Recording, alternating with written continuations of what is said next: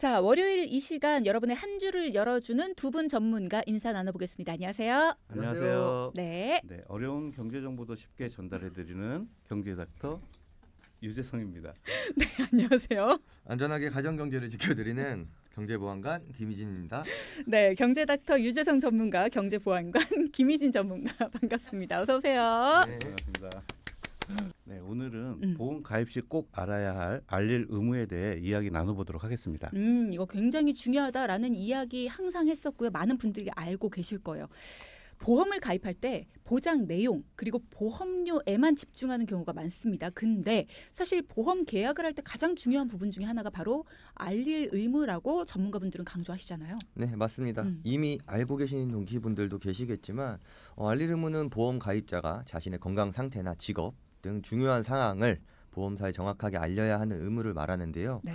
보험사가 가입자의 위험도를 평가하고 적절한 보험료와 보장 내용을 결정하는 데 필수적입니다. 네, 맞아요. 그런데 의외로 많은 분들이 이 정도는 말 안 해도 괜찮겠지 생각하시는데요. 사실 그게 큰 문제가 될 수가 있어요.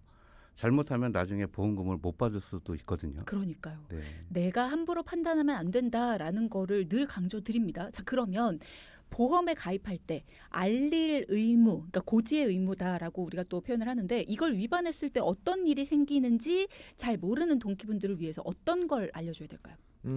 앞서 말씀드린 것처럼 일단 보험 사고 발생할 때 보험금을 못 받을 수 있고요. 최악의 경우에는 보험 계약이 해지될 수도 있습니다. 실제로 그런 사례가 진짜 많아요.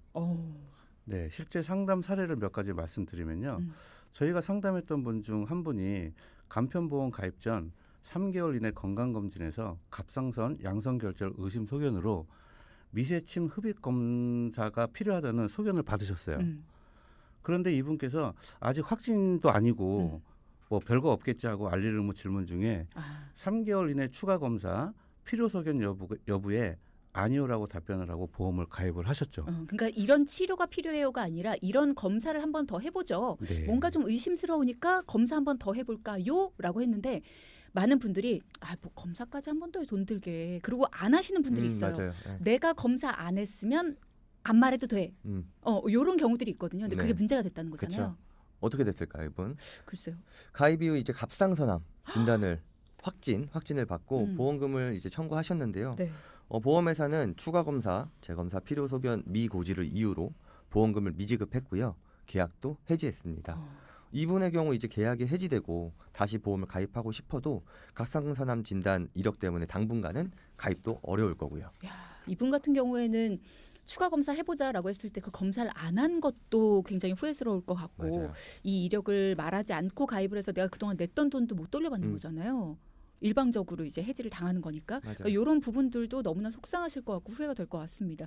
자, 그러면 재검사 소견을 받은 이후에 그러니까 추가적으로 이런 검사를 해보십시오라는 얘기를 들은 이후에는 그러면 보험 가입이 어렵다고 봐야 돼요? 간편보험을 가입하실 때 3개월 이내에 의료 행위를 물어보잖아요. 네. 근데 예를 들어서 3월 1일에 재검사 소견을 받으셨다면 3개월이 지난 6월 이후에 가입하시는 걸 고려하시면 되겠습니다. 그러니까 조금만 미뤘다 가입을 하셨으면 되는 거네요. 알리고. 네, 맞습니다. 그러니까 3개월 있다가 6월 이후에 가입을 하시더라도 알리긴 해야 되는 거예요? 보통 3개월 이내에 질병 확진 그리고 질병 의심 소견 그리고 입원이나 수술 필요 소견 그리고 방금 말씀드린 재검사 필요 소견을 딱 3개월 이내에 물어봐요. 아하. 그러면 딱 이거에 해당이 안 된다. 물론 다른 알릴 의무도 있겠지만 3개월이 지났을 때 이거에 해당이 안 된다면 가입이 가능한 거죠. 그러니까 알릴 필요도 없는 거고 그쵸. 3개월이 지났으니까.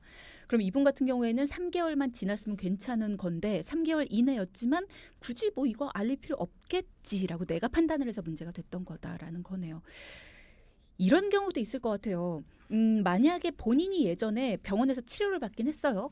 근데 오래돼서 내가 기억을 못할 수도 있고요. 네, 맞습니다. 3개월 전이라고 해도 사실 우리가 어제 먹은 식단도 기억 안 나요. 내가 뭐 먹었는지도 기억이 안 나고 네. 오늘 아침에 내가 방금 냉장고 문을 열고도 내가 이거 왜 열었지? 그게 우리들 정신세계거든요. 맞아요. 진짜 기억 못해서 얘기를 못한 걸 수도 있는데 이것도 그렇게 해지 일방적으로 당할 수도 있고 똑같아요? 이것도 이제 관련 상담 사례가 있었는데요. 이분 같은 경우는 24년 3월경에 간편보험을 가입하셨어요. 네. 근데 7월 위내시경 이후에 위암 진단을 받으셨거든요. 그래서 수술을 진행하셨고 현재까지 항암 치료하고 계신데 이분께서 암 진단금 청구를 하셨지만 보험사는 보험금은 지급하고 계약은 또 해지했어요. 아니 계약은 해지가 됐는데 보험금은 지급이 됐어. 앞에랑 사례가 다르네요. 왜요? 네네. 네, 왜 그러냐면 가입일 3년 이내에는 알릴 의무 위반 시 보험사는 계약을 해지할 수가 있습니다. 이 고객님의 같은 경우는 21년도 2월에 무릎 부상으로 입원을 하셨던 부분을 깜빡하고 고지하지 않으셨어요. 네. 그래서 알릴 의무 위반이긴 하지만 무릎 부상이 암 진단과는 연관성이 없다고 판단해 보험금은 지급했지만 계약은 해지가 된 사례입니다. 아, 그러니까 안 알려준 거랑 지금 당신이 진단받은 거랑 상관은 없으니 보험금은 주겠다. 진단받은 거에 대한 보험금은 주겠지만 이거 안 알려줬던 거 지금 발견됐으니까 보험은 일방적으로 해지하겠습니다. 네, 맞습니다. 그래도 어떻게든 그 우리들, 그러니까 우리 뭐 소비자든 뭐 계약자든 어쨌든지 간에 뭐 어떻게 할 수 있는 방법이 없네요. 내가 안 알려준 거니까. 상황마다 조금 다르기는 해요. 그냥 만약에 보험금도 안 주고 뭐 일방적으로 해지를 한다거나 하는 경우도 있는데 이게 뭐 예를 들어서 예전에 내가 팔꿈치가 부러졌다가 입원을 해서 수술을 했는데 입원한 사실을 안 알렸다. 근데 나중에 알게 됐다. 똑같이 해지할 수도 있잖아요. 근데 만약에 그때 이걸 알리고 내가 가입했더라면은 팔꿈치에 대한 부담보를 몇 년 뭐 잡는다거나 뭐 3년 동안 부담보를 잡는다면은 3년은 팔꿈치만 보장 안 해주고 다른 건 보장해주고 이런 조건으로 이제 가입이 됐었을 수도 있거든요. 일반 보험회 같은 경우에는. 그래서 그렇게 해줄 수 없냐라고 민원이나 그런 다시 요청을 할 수는 있어요. 내가 이번에 팔꿈치 때문에 뭘 요청한 것도 아닌데 그럼 그 부분은 그냥 부담보로 하고 네네. 나머지는 계속 유지해 달라. 네, 그런 나도 뭐 식으로 이제 억울하다. 다시 좀 조정을 할 수가 있다라는 거죠. 그러면 방금 얘기한 것처럼 내가 진짜 기억을 못해서 못 알려준 거예요. 사실 이거는 소비자의 어떤 핑계다라고 보는 건 이거는 어떤 이유가 될 수 없는 거네요. 그렇죠. 네, 어떻게 보면은 네, 그러네요. 그래서 그런 것들을 잘 확인해서 하는 것도 제가 좀 이따가 말씀드릴게요. 네. 그렇군요. 자, 이 부분 잘 아셔야 됩니다. 내가 잘 몰라서 말 못하는 건데 그럼 이거 어떻게 다 확인해? 자, 이런 부분들 잠시 후에 또 두 분이 알려주신다고 하니까 가입할 때 내가 이 보험사에서 알려달라고 하는 부분은 내 스스로의 판단 없이 무조건 다 알려주는 게 좋다. 뭐 이건 너무 작은 거 아니야? 아이 그런 거 다 필요 없이 그냥 다 알려줘라.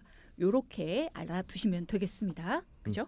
자, 그러면 이분은 요렇게 됐다라는 거예요. 계약은 해지됐지만 보험금은 지급이 됐다라는 거. 네. 자, 요 부분 얘기 더 이어가 볼까요? 네. 그리고 저희가 이제 방금은 병력 고지에 대한 사례로만 좀 말씀을 드렸잖아요. 네. 근데 또 정말 중요하게 기억해야 할 것이 직업이나 취미 같은 것도 알릴 의무 대상이에요. 예를 들어 뭐 스카이 다이빙을 즐기는 분이나 위험한 업종에 근무하시는 분들은 사고 위험이 좀 높잖아요. 그렇죠. 암벽 등반하시는 분들. 맞아요. 근데 이것도 뭐 어쩌다 한번 하는 게 아니라 진짜 주기적으로 좀 취미를 갖고 계신 분들은 무조건 알려야 되고요. 맞아요. 나중에 이런 걸 알리지 않으면 사고가 나도 보장을 못 받을 수가 있습니다. 그러면 이런 건 어때요? 만약에 제가 좀 궁금한 게 많네요 오늘. 만약에 제가 스카이다이빙을 새롭게 시작을 했어요. 제가 한 번은 꼭 해보고 싶거든요. 근데 아직까지 시작은 못했는데 만약에 새롭게 이번 달부터 시작을 했습니다. 네. 근데 그 사실을 기존에 가입했던 보험사에 알려야 돼요? 새로 가입하는 보험에만 알리면 돼요? 알려야죠. 기존 보험에도? 네, 이걸 이제 가입 후 통지 의무라고 하는데요. 예를 들어서 내가 이번에 그냥 해외여행 갔다가 한 번 할 거야, 한 번. 주기적으로 할 게 아니라 한 번 체험으로 할 거야. 이런 경우는 알리지 않아도 괜찮겠지만 내가 하는 취미가 아니니까. 근데 오늘부터 나는 주기적으로 한 달에 한 번씩 꼭 이걸 할 거다라고 마음을 먹고 그 행위를 한다면은 가입 후 통지 의무에 해당돼서 알려야 됩니다. 뭐 어디 동호회에 들어가거나 네, 뭐 맞아요. 이런 네. 것들이 안 알리고 그거와 관련해서 난 사고가 아니면 괜찮은 거죠? 근데 그것도 애매하긴 원칙적으로 원칙적으로 알려야 되는 게 맞아요. 물론 원칙적으로. 다른 걸로 사고가 나서 보험회사에서 이 사실을 알 수 없었다면은 당연히 보험금 지급되겠지만 어떻게 보면은 알려야 되는 게 맞는 그렇죠. 거죠. 저희가 뭐 불법을 조장할 수는 없잖아. 맞아요. 예. 그리고 뭐 내가 잘못을 저지르고 뭔가를 숨긴 다음에 뭔가 돈을 이런 건 안 되는 거니까요. 당연하죠. 그게 바로 네. 보험 사기인 거니까요. 어쨌든 알려야 된다라고 하면 알리는 것이 맞죠. 저는 되게 궁금했거든요. 보험에 가입할 때 왜 내 취미를 물어보지? 음. 내가 왜 이런 걸 하는지를 왜 물어보지? 이게 궁금했는데 오늘 그 궁금증이 해소가 됩니다. 보통은 내 건강 상태, 어디가 아픈지 안 아픈지, 어떤 걸 진단받은 적이 있는지, 병원에 갔는지 안 갔는지 이런 것만 궁금해할 것 같은데 내 직업, 내 취미 사항, 내가 얼마나 밖에서 무슨 일을 하는지 이런 것들도 정말 중요한 거다라고 두 분이 강조를 해주셨어요. 자, 그러면 내가 몰라서 이런 걸 말 못하고 이런 피해들이 있을 수 있는데 이런 피해를 줄일 수 있는 방법도 좀 알려주세요. 네, 먼저 3개월 이내의 병력은 웬만해선 기억을 하시겠지만 조금 오래된 병력은 기억하기 어려울 수 있잖아요. 맞아요. 그래서 보통 5년 이내의 병력을 기본으로 하지만 요새는 10년 이내의 병력까지 확인해서 보험료를 좀 할인해주고 있거든요. 그래서 병원 기록을 확인할 수 있는 방법이 있습니다. 자, 요거 기억해 두십시오. 네, 확인 방법은 PC를 통해 건강보험심사평가원을 검색해 접속하신 후에 본인을 인증을 하시고요. 내 진료 정보 열람을 통해 5년 이내 병원 기록을 확인할 수가 있습니다. 네, 또 건강이음이라는 모바일 웹을 통해서도 가능하고요. 네. 또한 5년 초과 10년 이내 병원 기록은 국민건강 홈페이지에서 확인이 가능한데요. 홈페이지 접속 후에 민원 여기요를 클릭하시면 건강보험 요양급여 내역을 조회하실 수가 있습니다. 그러니까 우리가 나중에 피해를 입지 않는 5년 이내의 기록은 건강이음이라는 모바일 앱을 통해서 충분히 가능하고 10년 이내에 건강했다. 요거는 할인받는 거니까 요거 같은 경우에는 국민건강보험 홈페이지 네. 여기를 통해서 가능하다라는 거 요거 알아두시면 좋을 것 같습니다. 보험 상품에 따라서 알릴 의무가 다르잖아요. 이거 복잡한 것 같아요. 네, 뭐 예를 들어 유병자 보험이 간편보험이 일반 표준체 보험보다 알릴 의무의 질문 항목이 적습니다. 대신 비싸죠. 맞아요. 일반 보험은 이제 상품에 이제 상세한 건강 정보를 요구하는 반면에 간편보험 상품은 고지 항목은 줄어드는 대신 방금 말씀하신 것처럼 보험료가 높거나 보장 한도가 좀 제한적일 수가 있어요. 네, 따라서 자신의 상황에 맞게 상품을 선택해서 요구되는 알릴 의무를 정확하게 고지하는 것이 중요합니다. 숨긴다고 전부가 아니라는 얘기예요. 그러니까 정확하게 다 얘기를 하고 나에게 맞는 방법을 최대한으로 찾아봐야 된다라는 얘기를 드리는 겁니다. 네. 네, 거기서 추가로 한 가지 더 말씀을 드리면요. 가입 전 알림 의무가 중요하다면 또한 가입 후 통지 의무도 중요한데요. 앞서 말씀해 주셨던. 네, 가입 이후에 직업이 바뀌거나 또는 이륜차를 운전하게 되거나 위험한 취미를 시작했거나 할 경우에는 지체 없이 보험사에 알려야 합니다. 네, 또한 화재 보험의 경우도 업종이 바뀌거나 소재지가 변경된다면 그것 또한 역시 보험사에 꼭 알리셔야 합니다. 화재 보험의 경우 그거 많이 헷갈려 하시더라고요. 내가 인테리어를 살짝 바꿨다. 요런 경우에 그거를 이제 깜빡하셔가지고 나중에 그 부분에 대해서 보상을 못 받는 이런 경우가 있거든요. 이거 네, 예를 좀 들어주시면 좋을 예를 것 같아요. 들어볼게요. 저희가 이제 음식점을 운영하고 있어요. 근데 한 10평 정도였고 초기 인테리어 비용이 한 1억 정도 든 거예요. 그럼 처음에 가입할 때는 1억에 인테리어 가입을 하겠죠. 그렇죠. 근데 우리가 좀 평수가 확장되거나 아니면 내부 인테리어를 좀 더 좋은 걸로 바꿔서 한 5천만 원이 더 들었어요. 그러면은 가입 금액을 변경해 주셔야 돼요. 1천만 원 한도에서 뭐 1,500만 원으로 이런 식으로 가입 금액 한도를 변경해 주셔야 한다. 마찬가지로 늘었을 때도 그렇고 줄었을 때도 바꿔주시면 돼요. 왜냐하면은 그럼 보험료가 줄겠네요. 보험료가 줄죠. 화재 보험 같은 경우에도 실제 손해 본 X를 보상을 해주는 거거든요. 내가 인테리어가 실제로 5천만 원이 들었는데 2억을 가입한다고 해서 2억을 보상해 주진 않아요. 근데 굳이 내가 많은 보험료를 내면서 그렇죠. 많은 가입 금액을 갖고 있을 필요는 없겠죠. 네. 요즘에 왜 그런 거 있어요. 카페 같은 데서도 테라스를 확장하시는 그런 분들이 있거든요. 날씨 좋아지면서 그런 분들 많을 텐데 테라스 확장했을 때도 우리 면적이 넓어지는 겁니다. 그랬을 때 이 테라스가 불법인지 아닌지도 반드시 확인하셔야 되고요. 테라스 확장이 그냥 건물주가 오케이 한다고 되는 게 아니에요. 그게 화재 보험에서도 오케이가 되는지도 확인하셔야 되고 오케이가 됐다면 그것도 신고하셔서 얼마 안 합니다. 근데 그게 만약에 뭔가 일이 일어났을 때 보상을 받으시려면 반드시 뭔가 변경을 해주셔야 된다라는 거 알려드리면서 조만간에 그 얘기도 한번 해보면 좋을 것 같네요. 이번에는 도움 필요하다고 찾아오신 분의 이야기를 들어볼 텐데요. 이분은 어떤 사연을 가지고 계셨길래 전문가분들의 도움이 필요하셨을까요? 이야기 들어보죠.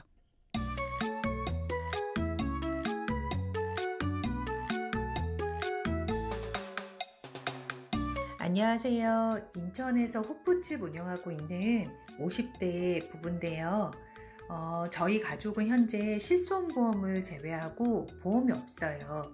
예전에 생활비가 빠듯할 때가 있었는데 그때 보험들을 다 정리를 한번 했거든요. 지금은 어느 정도 장사도 잘 되고 또 두 아이들도 직장생활 시작을 해서 어느 정도 여유가 생겼어요. 그래서 이제 가족보험을 다시 준비하려고 하는데 주변에 아는 사람도 없고 또 남편과 제가 병력이 좀 있어서 어떻게 보험을 준비해야 될지 잘 모르겠더라고요. 앞으로 15년은 거뜬히 더 일할 수 있을 것 같은데 은퇴 이후에 또 저희 노후도 걱정이 됩니다. 도와주세요. 자, 오늘 사연자분 자영업을 하고 계신 50대 부부신데 간혹가다 이런 분들이 계세요. 내 주변에는 이렇게 아는 사람이 없어. 그래서 내가 뭔가 이렇게 보험이든 내 노후든 재무와 관련해서 맡길 사람이 없어. 이런 고민하시는 분들이 계신데 우리가 돈 얘기 주변 사람한테 하기 참 어렵지 않아요? 우리 집 가정경제 상황을 내 주변 사람한테 오픈하는 게 되게 어려워요. 자, 그래서 어느 정도의 그 선이 지켜지는 전문가인데 나와 이렇게 개인적으로 친분이 깊지 않은 그런 정도의 전문가가 필요합니다. 그래서 저희가 모시고 온 거예요. 실력 검증해서 모시고 온 가정경제 전문가 분들과 월요일부터 금요일까지 함께하고 있고요. 자, 이분들과 함께 여러분 가정경제 돈 이야기를 마음껏 나눠보시기 바랍니다. 자, 상담 필요하신 분들은 상담 신청이라고 적어서 보내주시면 되고요. 혹은 이거 너무 좀 딱딱한 말인데? 라고 생각하시면 전문가 도움 필요합니다. 라고 적어주시면 되겠습니다. 오늘 12시 전까지 보내주시면 되고요. 전 과정 무료로 진행이 됩니다. 자, 그럼 이분 얘기를 좀 구체적으로 해보죠. 대부분의 보험을 다 정리하신 상황이에요. 자영업 하시는 분들이 보통 이제 어려워지면 이런 방법을 많이 쓰시죠. 어떤 상황이셨나요, 현재? 네, 이제 사연자분의 경우에는 과거 가게를 좀 확장하시면서 비용이 좀 많이 들어갔나 봐요. 그리고 장사가 좀 잘 되지 않다 보니까 보험료를 내는데 좀 큰 부담을 느끼셨었고 그래서 다 정리를 하셨는데 그래도 진짜 다행인 거는 실손보험의 중요성은 정확히 알고 계셨고 이것만큼은 내 가족 전부 유지하고 계셨더라고요. 네, 다행이네요. 네. 근데 실손보험도 2014년에 가입하신 단독 실손 의료비 보험이었고 네. 보험료는 지금 내 가족 합쳐서 14만 원 정도 납입 중이셨는데요. 2세대 실손보험으로 보상 한도가 높지만 최근에 이제 갱신되면서 보험료가 조금은 올랐다고 하셨어요. 네, 해당 시기에 가입했던 실손보험은 15년이 지나면 자동으로 재가입이 되는데요. 최근 보험료가 많이 올라 실손보험 전환 제도와 함께 4세대 실손보험의 보장 내용을 설명드렸더니 재가입 시기까지 그냥 유지하고 싶다 하셔서 실손보험은 전부 그냥 유지하도록 했습니다. 제가 이분 마음이어도 다른 보험이 하나도 없으니까 뭔가 보장이 약간 줄어드는 느낌이 드는 최근 실손으로 바꾸기가 맞아요. 좀 마음이 그러셨을 것 같아요. 자, 어쨌든 사연자분 가족의 보장을 이제 두 분이 좀 탄탄히 꾸려주셨을 텐데 어떻게 됐나요? 네, 일단 사연자분 병력부터 확인해봤는데요. 6년 전에 갑상선암 진단을 받으셨고 네. 3년 전에 당뇨 진단을 받으셔서 현재 약을 계속 복용 중이시더라고요. 네. 암 진단을 받으셔서 가입이 어려울 거라고만 이제 생각하고 계셨나 봐요. 근데 최근 저희 방송을 통해서 간편보험에 대해 알게 되셨고 그래서 6년 이내에 입원, 수술 그리고 5년 이내에 중대 질병 진단이 없는 경우에 가입이 가능한 365 플랜으로 보장을 설계해 드렸는데 여기서 3은 아까 2부에서 말씀드렸던 것처럼 3개월 이내에 입원, 수술 필요 소견이나 추가 검사 소견 그리고 질병 확진이나 의심 소견에 해당되는 것만 없으면 가입이 가능한 보험입니다. 그렇군요.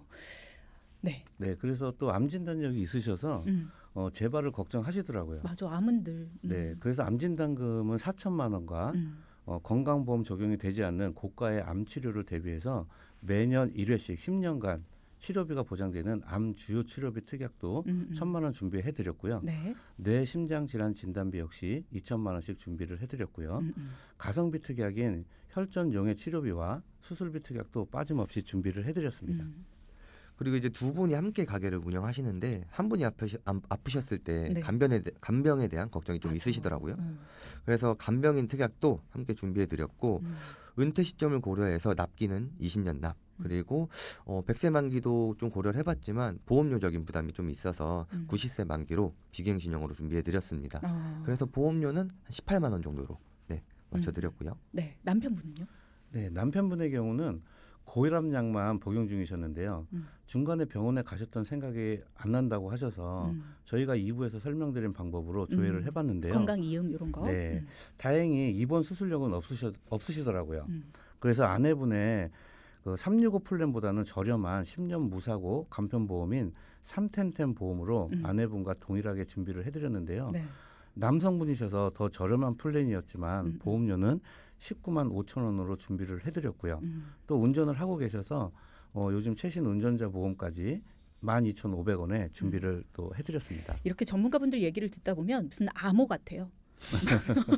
그렇지 않아요? 365, 뭐 3텐텐 뭐 이런 것도 있었어? 이런 생각이 드니까 얼마나 우리가 많이 모르고 협소한 지식 안에서 선택을 하고 있다는 얘기예요. 그러다 보니 나한테 최선의 선택을 하기가 많이 어렵다는 얘기겠죠. 전문가의 도움이 참 필요합니다. 네. 맞습니다. 네. 두 딸은요?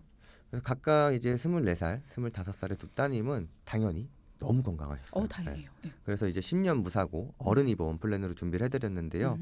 아무래도 그래도 사회 초년생이다 보니까 보험료가 비싸면 좀 부담이 될 수밖에 없잖아요. 그죠. 네, 그래서 정말 필수적인 담보들만 구성을 해드렸어요. 네, 가족력을 고려해서 암 진단비 5천만 원과 암 주요 치료비 특약, 또 뇌심장 진단비 2천만 원, 2대 질병 주요 치료비 500만 원, 혈전용의 치료비와 질병 상해 수술비, 골절 화상과 같은 기본적인 상해 특약까지 해서 30년 납 90세 만기로 한 8만 원 수준으로 준비를 해드렸습니다.